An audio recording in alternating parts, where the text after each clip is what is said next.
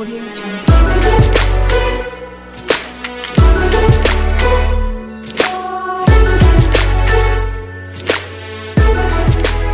Audio Jungle.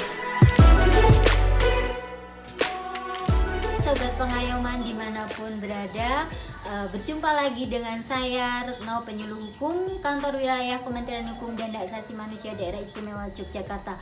Sore hari ini saya akan membawakan tema pembangunan zona integritas menuju wilayah bebas korupsi dan wilayah birokrasi bersih dan melayani.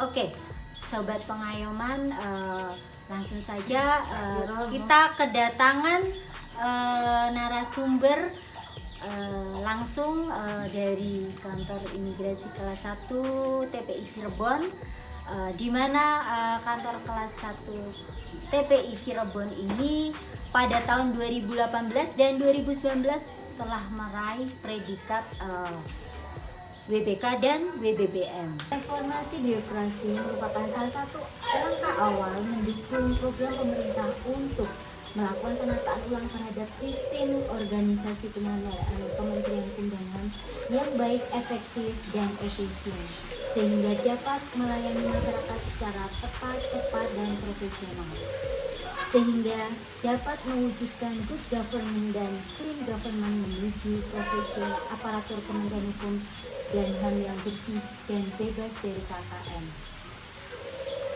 Guna menghilangkan perilaku penyimpangan, anggota tersebut telah dilakukan langkah-langkah awal strategis melalui pembangunan zona integritas. Oke, Sobat Pengayoman, pada sore hari ini kita sudah kedatangan narasumber langsung dari kantor imigrasi kelas 1 TPI Cirebon, Bapak Arfa Yuda Indriawan. Beliau adalah Kepala Seksi Inteldak di kantor imigrasi kelas 1 TPI Cirebon.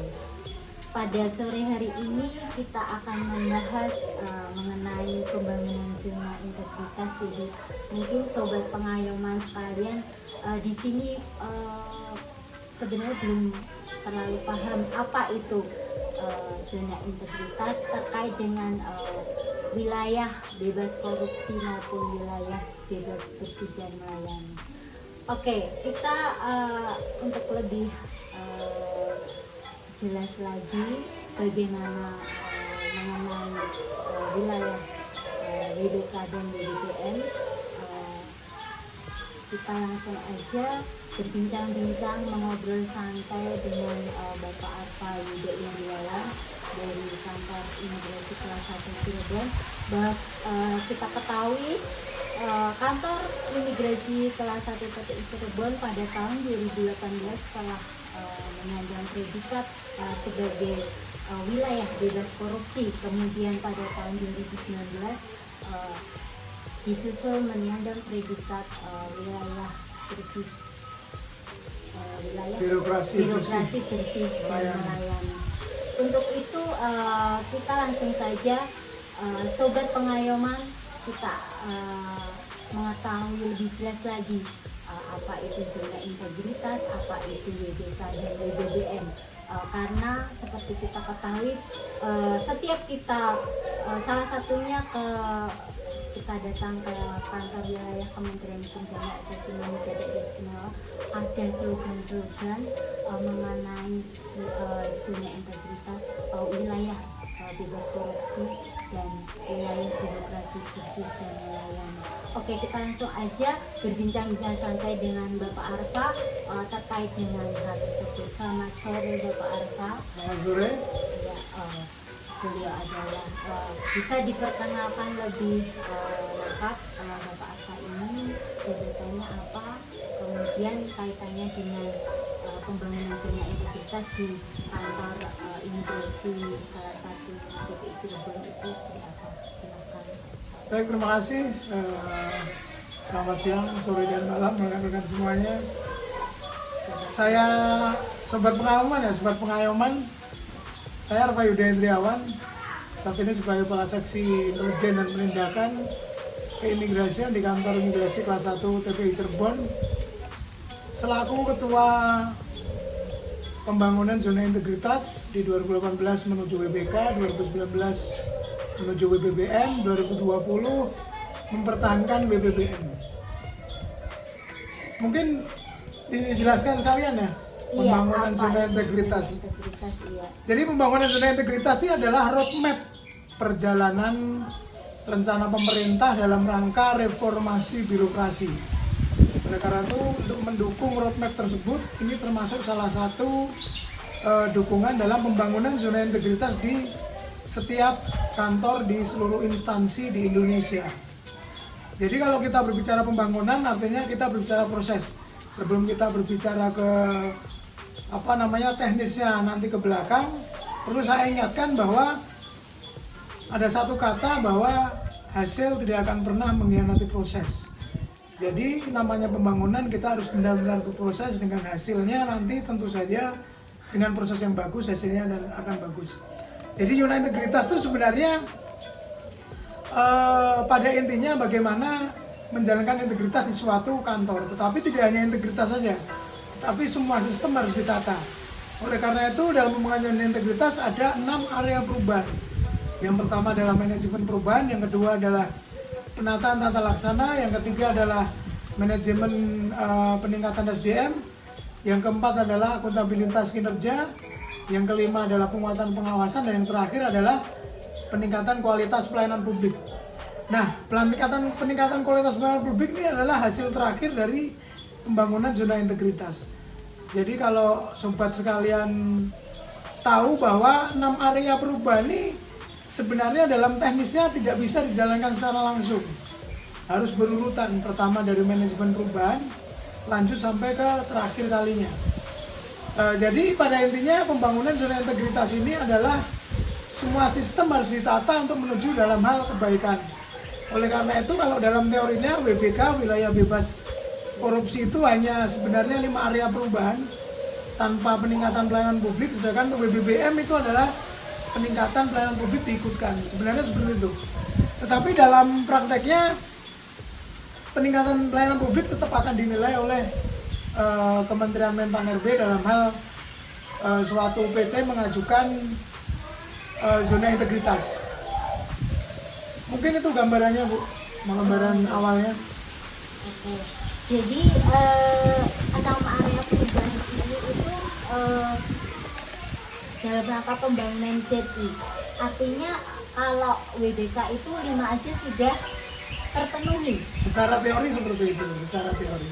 Sedangkan WBBM Harus poin 6 itu harus semuanya terpenuhi ya. Jadi tingkat kesulitannya ini poin ke-6 itu, karena WBBM itu kan lebih tingkatannya lebih ya. ini lagi dibanding WBK. Baik. Artinya Jadi kan itu secara teorinya seperti itu, tapi sebenarnya perbedaannya adalah kalau WBK ini, kalau menurut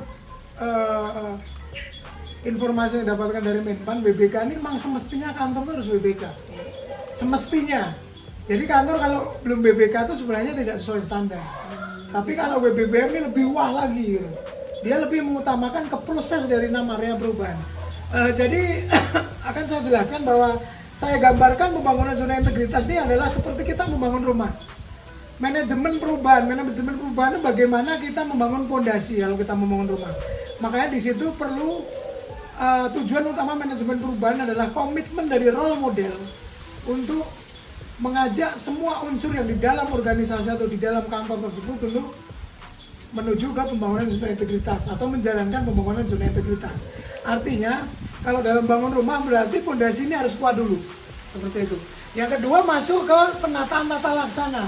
Intinya penataan tata laksana ini adalah kejelasan dari SOP, kerangka-kerangka kerja apa yang harus dijalankan untuk mendukung kinerja. Nah, artinya kalau membangun rumah berarti sudah mulai dibangun tiang-tiang yang akan berdiri di atas fondasi itu. Seperti itu. Lanjut nanti ke penataan sistem manajemen SDM. Penataan sistem manajemen SDM ini artinya sesudah tadi sudah ada kerangka kerjanya, SOP sudah dibuat. Nah, ini kita tinggal memilih orang-orang yang menjalankan. Atau orang-orang yang sudah menjalankan sebelumnya dilatih kembali untuk menguasai setiap pekerjaannya. Makanya di penataan sistem manajemen SDM ada kompetensi jabatan, mutasi internal, pemberian reward and punishment dan sebagainya. Nah ini artinya kinerjanya dari SDM ini harus ditingkatkan. Nah lanjut di peningkatan akuntabilitas kinerja. Akuntabilitas kinerja ini artinya adalah capaian kinerja suatu organisasi. Jadi diukur capaiannya seperti apa. Nah kan berarti kalau bangun rumah berarti sudah benar belum nih pembangunannya. Tapi tiangnya sudah, terus apa namanya, orang yang membangun, tukang-tukangnya sudah benar belum ini? Tercapai nggak? Misal sudah apa namanya, temboknya sudah berdiri atau sudah ruang tamu sudah berdiri seperti itu. Kalau dalam gambaran gamblangnya kita lagi bangun rumah. Komponennya ya. Makanya dalam penguatan peningkatan akuntabilitas itu ada pengukuran kinerja. Di situ nanti ada kinerja turunan yang mendukung anti korupsi, kinerja turunan yang mendukung pelayanan publik. Nah ini yang paling menarik. Terus ada lagi kinerja turunan dari atasnya. Maksudnya biasanya kalau target kinerja itu kan dari kementerian ke direktorat atau kementerian ke kanwil itu untuk UPT. Nah UPT ini harus membuat lagi target kinerja untuk ke kasih atau kasubsinya di bawahnya. Jadi harus jelas, sehingga capaiannya jelas. Makanya dalam peningkatan akuntabilitas kinerja itu ada ukuran-ukuran seperti SMART, ya kan? Terus pencapaian anggaran dan sebagainya. Lanjut, setelah itu semua sudah berjalan, masuk ke dalam penguatan pengawasan. Nah artinya bagaimana pengawasan biar pembangunan ini berlangsung, harus diawasi. Karena otomatis dalam setiap perubahan itu pasti akan ada resistensi. Resistensi ini apa terjadi? Karena sesuatu hal yang sudah biasa dirubah menjadi hal yang di luar biasa. Sehingga biasanya ada penolakan, ada resistensi. Nah, untuk menjaga agar kebijakan pembangunan zona integritas tetap berjalan itu ada di penguatan pengawasan. Makanya di dalamnya ada tim benturan kepentingan, ada tim pengawasan internal, ada tim SPIP, terus ada tim unit pengendalian gratifikasi dan sebagainya. Di sini semua ada. Nah lanjut ke nomor 6-nya adalah kalau saya bilang ini faktor hasilnya. Jadi peningkatan pelayanan. Apabila semua yang dari manajemen perubahan sampai penguatan pengawasan sudah dilaksanakan, tinggal hasilnya nanti di peningkatan pelayanan. Bagaimana kita meningkatkan pelayanan ke masyarakat. Jadi sobat-sobat sekalian, kalau menjalankan pembangunan zona integritas ini harus mengetahui tujuan-tujuan dari setiap area perubahan. Nah, peningkatan pelayanan ini tujuannya adalah untuk meningkatkan kualitas pelayanan. Artinya apa?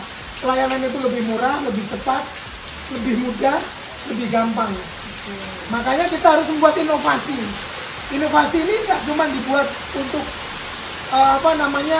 so-pos hanya untuk karena pembangunan ini kita langsung membuat inovasi, bukan seperti itu. Tapi inovasi ini benar-benar harus dilihat dari monitoring dan evaluasi yang dilakukan oleh Pokja peningkatan kualitas pelayanan publik.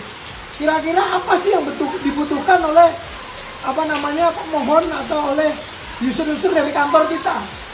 Jadi itu harus ada monitoringnya. Jangan cuma buat inovasi tetapi nggak berfungsi gitu. Inovasi ini benar-benar harus mewakili keinginan dari user-user tersebut gitu. Terus selanjutnya adalah standarisasi pelayanan. Otomatis kita harus membuat standar pelayanan yang lebih tinggi, lebih bagus. Nah nanti berpengaruhnya dengan IKM, indeks kepuasan masyarakat, dan IPK, indeks penilaian korupsi.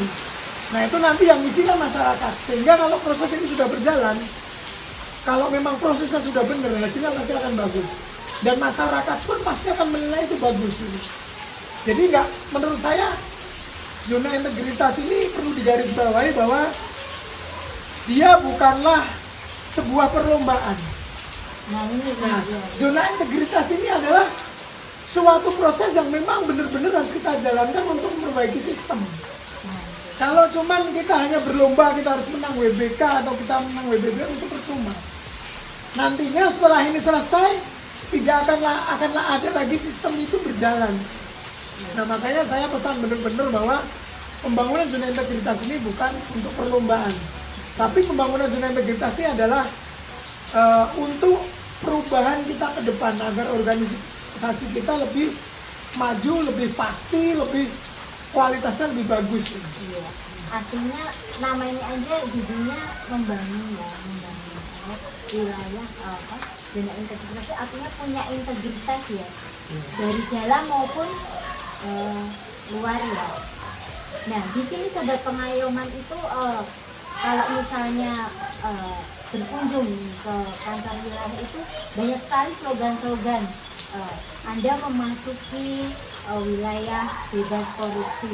Nah ini dari pemikiran masyarakat awam bahwa wilayah bebas korupsi itu apakah memang benar melulu ini adalah wilayah yang benar-benar bersih dari korupsi, atau seperti tadi dijelaskan bahwa ternyata wilayah bebas korupsi itu ternyata di dalamnya itu ada semacam perubahan sistem manajemen ya yang lebih utama lagi, bahwa di dalamnya ada penataan ulang sistem manajemen entah itu dari SDM maupun pola kerja atau sistem kerja di dalamnya seperti itu ya, sehingga kalau misalnya masyarakat itu mendapatkan kualitas pelayanan prima itu kan sudah hal yang biasa ya Pak ya. Tapi yang lebih pokok adalah manajemen di dalam ya yang perlu dibangun atau Jadi perlu begini, ditata. Intinya BBK itu intinya adalah kenapa di situ ada penataan tata laksana, peningkatan sistem manajemen SDM, peningkatan akuntabilitas, itu intinya adalah penataan sistem kerja kita. Jadi mungkin dengan menata sistem yang lebih bagus, dengan SOP yang sudah jelas, standarisasi yang sudah jelas, itu akan berbuah hasil di dalam pelayanan nantinya, itu akan pastinya bagus. Ya jadi nggak melulu kita misalnya dalam hal membangun nih, karena menganggap pembangunan zona integritasnya adalah perlombaan, akhirnya kebanyakan banyak yang lari langsung merubah pelayanan publik, membuat inovasi-inovasi yang banyak sekali tapi nggak jelas gitu. Nah pada intinya pembangunan ini adalah penataan di dalam, bagaimana manajemen SDM-nya, bagaimana akuntabilitasnya, apakah SOP-nya sudah jelas, SOP kerja, SOP pelayanan, SOP bermacam-macam yang ada di dalam kantor itu apakah sudah jelas gitu. Terus bagaimana tingkat ketaatan pegawai di dalam terhadap pekerjaannya. Nah kan yang paling penting adalah bagaimana kita merubah pola pikir atau budaya kerja yang ada di dalam.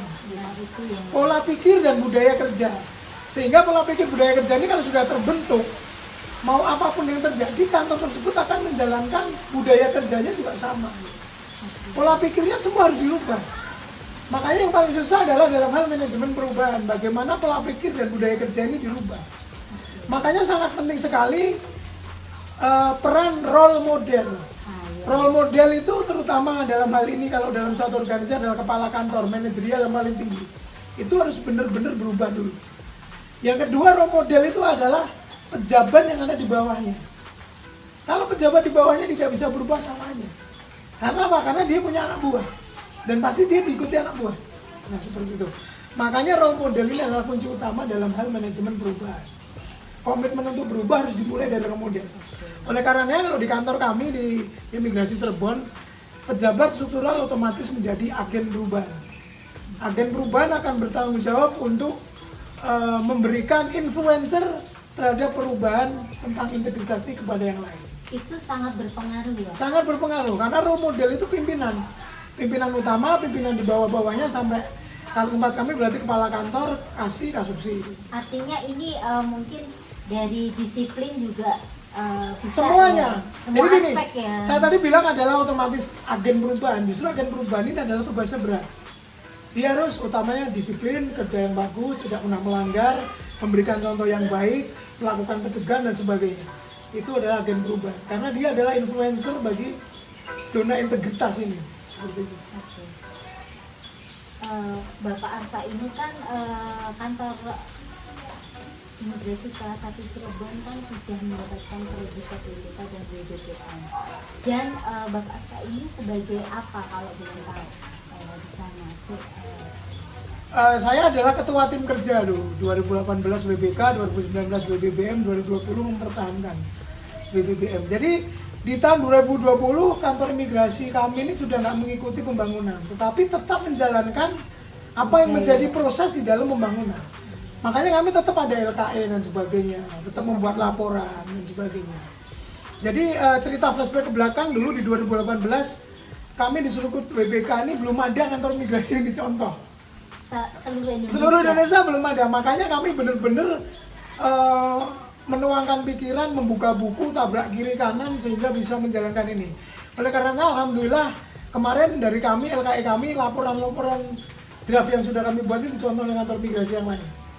Nah sehingga karena setelah 2018 kita dapat BPK, banyak orang studi tiru ke kantor imigrasi kelas 1 TPI Cirebon. 2019 itu ada sekitar 127 UPT yang berstudi tiru di kantor imigrasi Cirebon, termasuk di luar Kementerian Hukum dan HAM, dari kejaksaan, dari kepolisian, bahkan dari pajak, dari keuangan, dari BPM. Dan alhamdulillah kemarin di 2020 mereka bisa mendapatkan WBBM dan WBK, termasuk Kementerian SDM, seperti itu.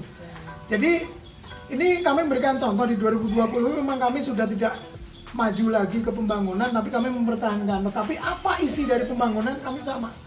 Kami tetap melakukan pengisian IRB, kami tetap ada Pokja, namanya tim kerja pertahanan zona integritas waktu itu. Terus ada lagi kami tetap menjalankan kegiatan yang ada di dalamnya. Karena sudah WBBM, jadi WBBM itu harus ada inovasi per area perubahan. Dan inovasi itu tidak hanya dalam hal pelayanan, tetapi di dalam hal kerja juga. Manajemen perubahan, apa inovasinya? Misalnya tempat kami menambahkan inovasi kami adalah IRON. IRON itu adalah singkatan dari imigrasi Cirebon. Misal IRON Barokah. Ini adalah untuk budaya agama dan moral, meningkatkan pegawai agar lebih agamis. IRON Barokah ini kita ada baca yasin, ada pengajian. Untuk yang non Islam ada kebaktian. Terus ada lagi namanya IRON Clean. Setiap Jumat kami melakukan bersih-bersih kantor. Nah itu untuk membentuk budaya kerja. Banyak lagi IRON yang lain, bahkan aplikasi juga kami punya semua. Seperti IRON Simbaku, IRON Sistem Bantu Keuangan. Nah ini pengaruhnya nanti dalam hal akuntabilitas kinerja. Nah seperti itu. Penataan tata laksana ada lagi nanti. Dari setiap area kami mempunyai inovasi tersendiri. Inovasi itu apa dibuat karena tadi untuk menumbuhkan budaya kerja. Jadi budaya kerja setiap hari sudah berlaku, setiap minggu berlaku, setiap bulan berlaku, sehingga keberlangsungan pembangunan zona integritas itu tetap ada. Bahkan kemarin sama tim penilai internal dari Irjen kami dinilai, alhamdulillah mendapatkan nilai 99,30. Wow, itu Dan nilai IKM kami di Balitbang HAM bisa dilihat itu paling tinggi di Indonesia. 99,9%, hampir 100%. Bisa dilihat. Tapi maaf, mungkin sobat pengayoman di sini kadang-kadang juga punya pikiran yang tanda kutip ini hanya slogan gitu kan. Artinya seperti yang tadi dikatakan Pak Arfa bahwa memang ini adalah merubah budaya kerja. Selain itu, masyarakat awam itu kadang-kadang juga udah kayak semacam ini hanya slogan. Nah, apakah nantinya akan hanya sekedar slogan aja Pak Arfa setelah pencapaian WBK dan BBM itu? Jadi saya kembalikan di awal tadi bahwa pembangunan zona integritas itu bukan perlombaan. Masyarakat itu mindsetnya akan berubah, menganggap satu kantor itu bagus kalau sudah merasakan. Iya kan? Kalau kita berproses dengan bagus, hasilnya pasti akan bagus. Berproses dengan jelek, cuman untuk untuk sekedar saja, nanti hasilnya juga sekedar saja. Yang merasakan kan masyarakat, gitu. Langsung. Dengan proses ini hasilnya yang merasakan nanti masyarakat. Nah, jadi masyarakat, tingkat kepercayaan masyarakat pasti akan meningkat. Contohnya nanti saya bilang, IKM kami sampai sekarang masih tertinggi. Karena memang tingkat kepercayaan masyarakat pada kantor kami ini memang bagus. Oh, memang benar kantor imigrasi Cirebon seperti itu. Jadi kalau boleh tahu sebenarnya bedanya apa dengan kalau dulu ada standar ISO ya, kalau di bidang pelayanan tuh ada dulu standar ISO. Sementara sekarang ada istilah baru seperti sekarang zona integritas. Jadi beda. Cakupannya itu Beda, lebih beda, banyak ya. zona integritas. Jadi orang anggap, oh dulu pernah ISO bisa saya, ini belum tentu bisa.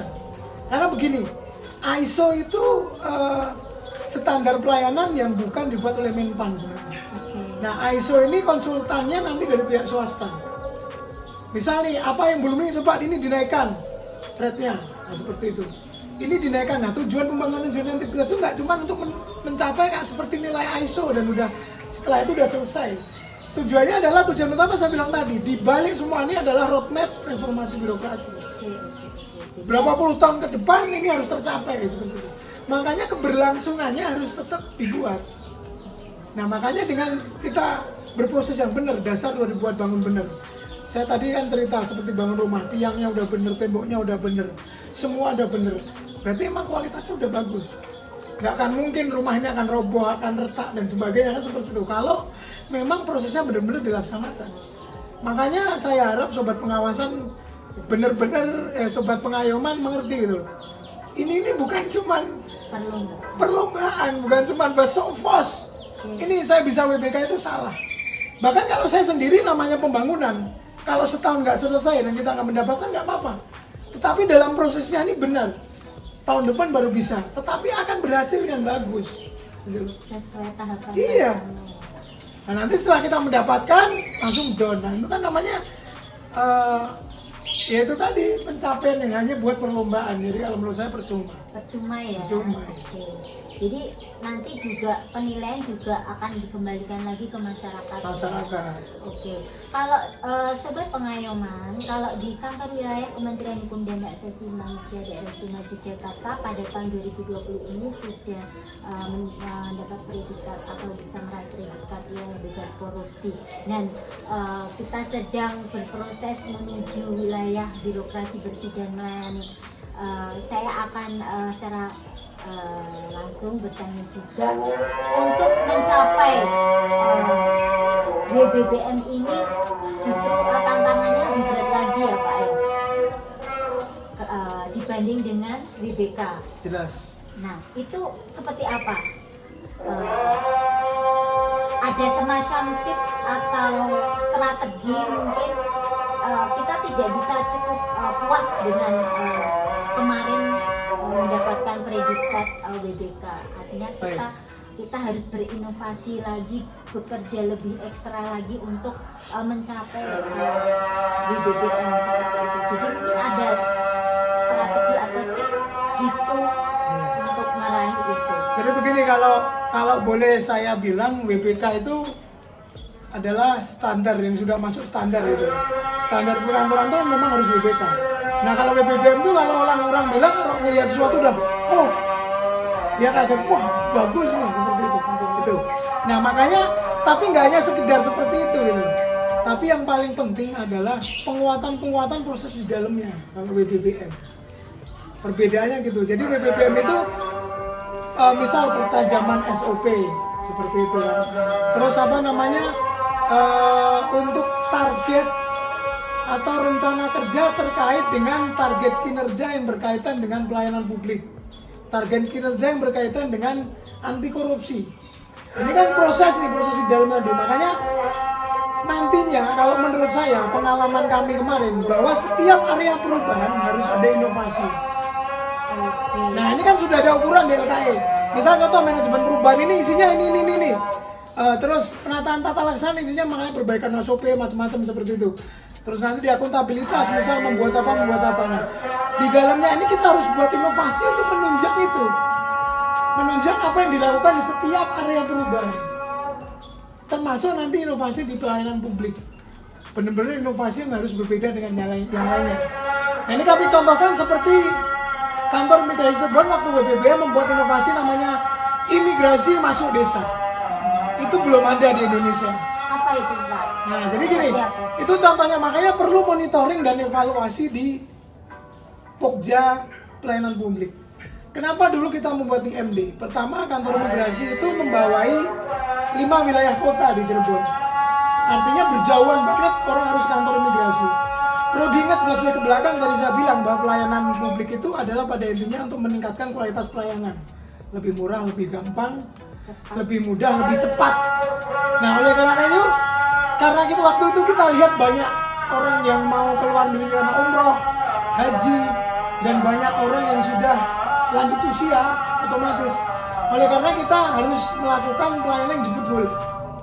Prosesnya tidak merubah dari proses SOP utama yang sudah dikeluarkan oleh Direktorat Jenderal Imigrasi. Cuman kita jemput bola di kecamatan. Jadi kita bawa peralatan ke kecamatan, orang langsung foto. Dan pembayarannya pun juga kita buat di situ, BRI. Pengiriman pun juga pengiriman kantor pos. Jadi kan otomatis sudah memenuhi. Orang nggak perlu jauh-jauh datang ke kantor imigrasi. Berarti biayanya jadi lebih murah. Lebih gampang orang tinggal datang ke kecamatan. Ya kan? Lebih mudah orang tinggal datang ke situ aja, nggak perlu jauh-jauh, nggak perlu bolak-balik. Bayar juga di situ, paspor akan dikirimkan ke rumahnya. Wow. Itu namanya imigrasi masuk desa dan baru pertama di Indonesia. Terus ada lagi satu lagi namanya Iron Senja, imigrasi Cirebon Senja Melayani. Kenapa dibuat itu? Nah, sudah banyak layanan kantor imigrasi seperti MPP, Mall Pelayanan Publik, di Mall Imigrasi Melayani. Kita sama juga di mall. Tapi perbedaan yang lebih signifikan adalah kita melayani di luar jam kerja. Oh. Dari jam 5 sore sampai jam 9 malam. Dan itu ada di mall. Kenapa kita buat itu? Ini perlu juga monitoring seperti saya bilang tadi.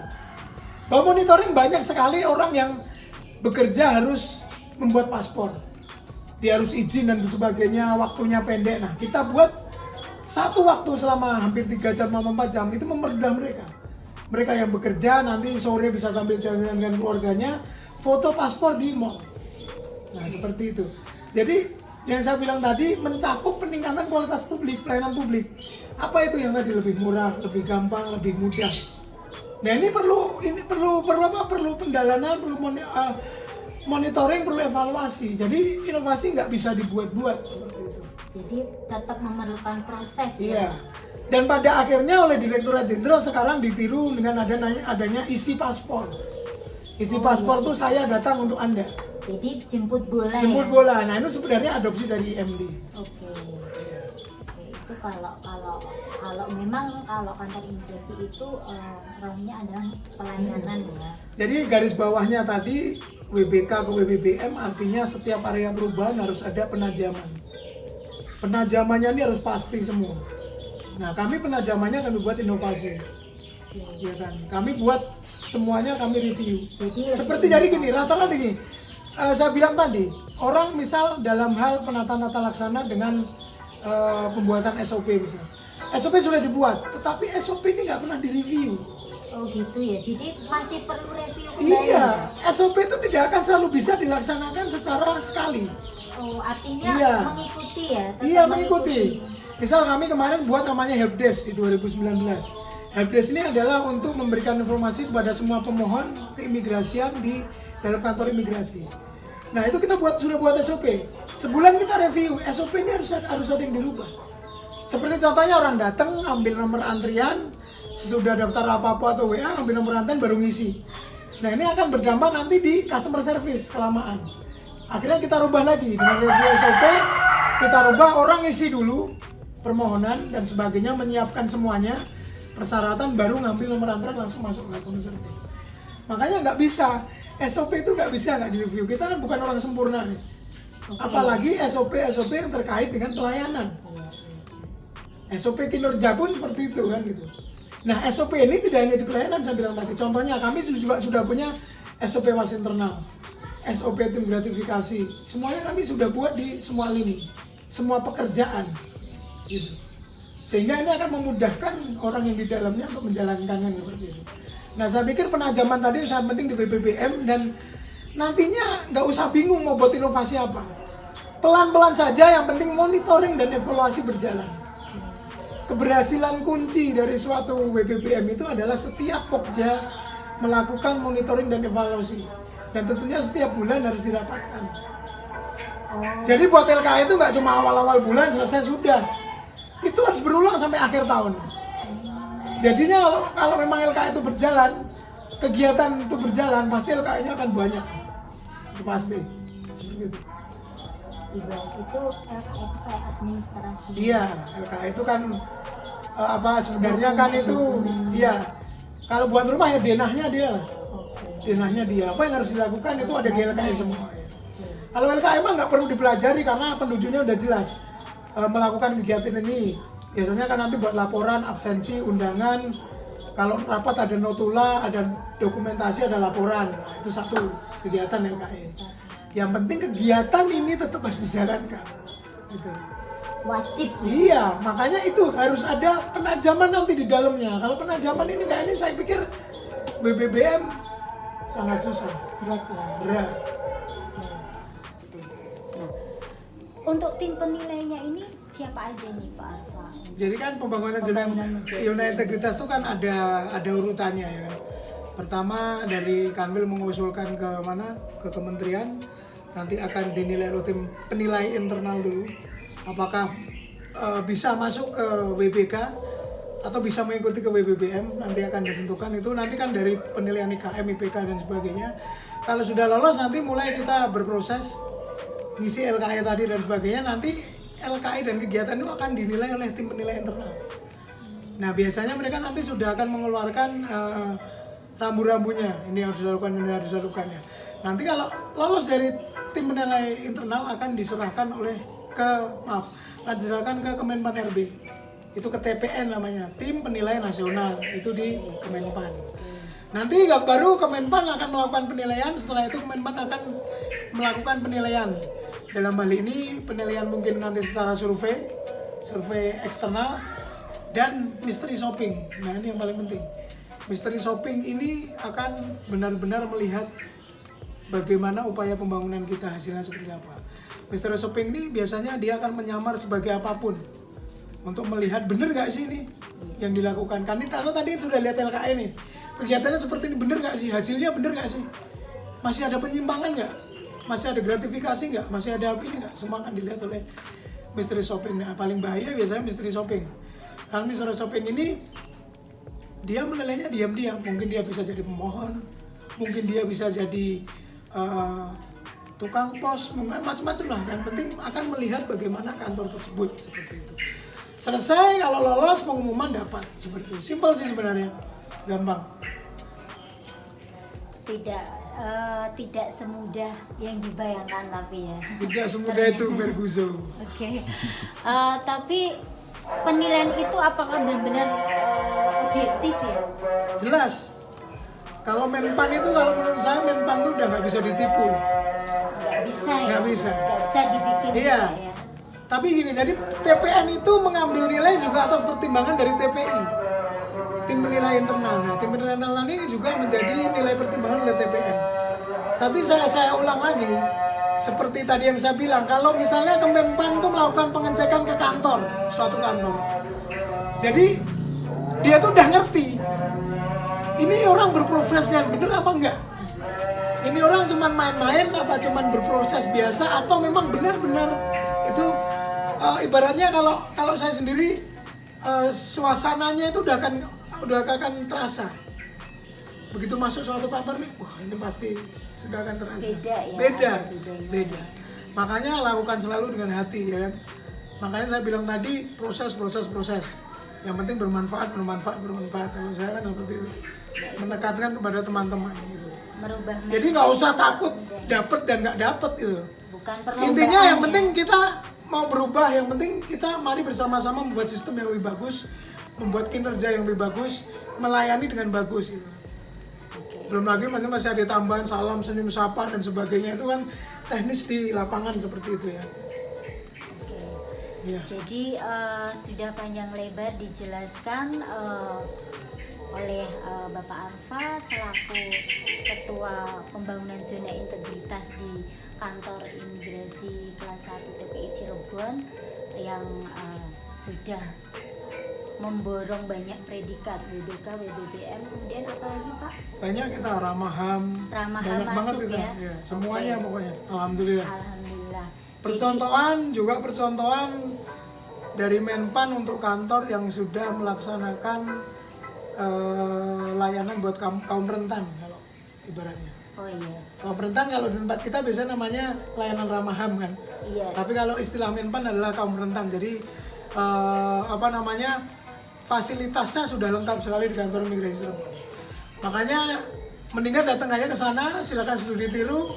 Kalau perlu tim Cirebon dipanggil ke Jogja untuk melihat bagaimana suasana kantor Jogja, apa yang harus dilakukan dan sebagainya, pasti akan memberikan hasil yang lebih bagus. Dan itu sudah terbukti. Jadi bukan kami menyombongkan diri, tapi karena kami benar-benar juga antusias terhadap suatu kantor yang memang mau berubah gitu. Seperti contohnya kemarin dari BPN Surabaya juga dapat BBBM, dari Kanim Kerawang dapat BBBM, Kanim Singkawang dapat BBBM, terus dari ISDM. Bayangkan ISDM itu semua kantornya dibawa ke Cirebon untuk melihat Cirebon. ISDM itu membawa kan misal kayak Merapi di sini untuk badan Merapi itu, pemantauan Merapi itu kan masuk ISDM, belum yang di Cepu minyak, yang di Pertamina Cepu, semua dibawa ke sini untuk melihat bagaimana proses di kantor imigrasi Cirebon. Dan alhamdulillah 3 mendapat WBBM. 3. Setelah Ya, studi. alhamdulillah. 3 mendapat WBBM, 8 mendapat WBK. Alhamdulillah. Oke. Yang penting niat, kalau jadi kan kelihatan nih, karena kami juga kalau orang studi tiru itu ngelihat, ini orang beneran apa enggak sih? Nah, kalau orang beneran tuh pasti kami pun semangat memberikan, karena itu kan memberi manfaat bagi orang lain adalah hal yang besar bagi kami seperti itu kan. Oke, Bapak Arfa. Sobat Pengayoman, kita sudah banyak sekali mendapatkan informasi terkait dengan pembangunan zona integritas menuju WBK dan WBBM. Kantor Wilayah Kementerian Hukum dan Hak Asasi Manusia tahun 2021 ini sedang berproses menuju wilayah birokrasi bersih dan melayani. Semoga kita bersama-sama bekerja sama untuk lebih meningkatkan inovasi, mempertajam inovasi seperti tadi tips dari Bapak Arfa. Prosesnya yang penting harus adalah dipertajam. Prosesnya itu yang penting. Dan sekali lagi pembangunan zona integritas Sobat Pengayoman itu bukan sebuah perlombaan. Artinya ini adalah satu proses merubah atau merubah budaya Pola pikir dan budaya kerja. Pola pikir dan budaya kerja kita menuju yang lebih baik dalam rangka menuju reformasi birokrasi, penyelenggaraan pelayanan publik yang memberikan pelayanan masyarakat yang mudah, cepat, profesional, dan akuntabel. Oke, sahabat Pengayoman, kita sudah berbincang-bincang panjang lebar dengan Bapak Arfa terkait pembangunan zona integritas menuju wilayah bebas korupsi dan wilayah birokrasi bersih dan melayani. Kita tetap semangat untuk selalu berproses. Kita tetap semangat menjaga protokol kesehatan di era pandemi ini. Tentu saja tetap bersemangat untuk berkinerja meskipun ada pembatasan-pembatasan. Oke, salam sehat sahabat Pengayoman. Assalamualaikum warahmatullahi wabarakatuh. Salam integritas. Salam integritas.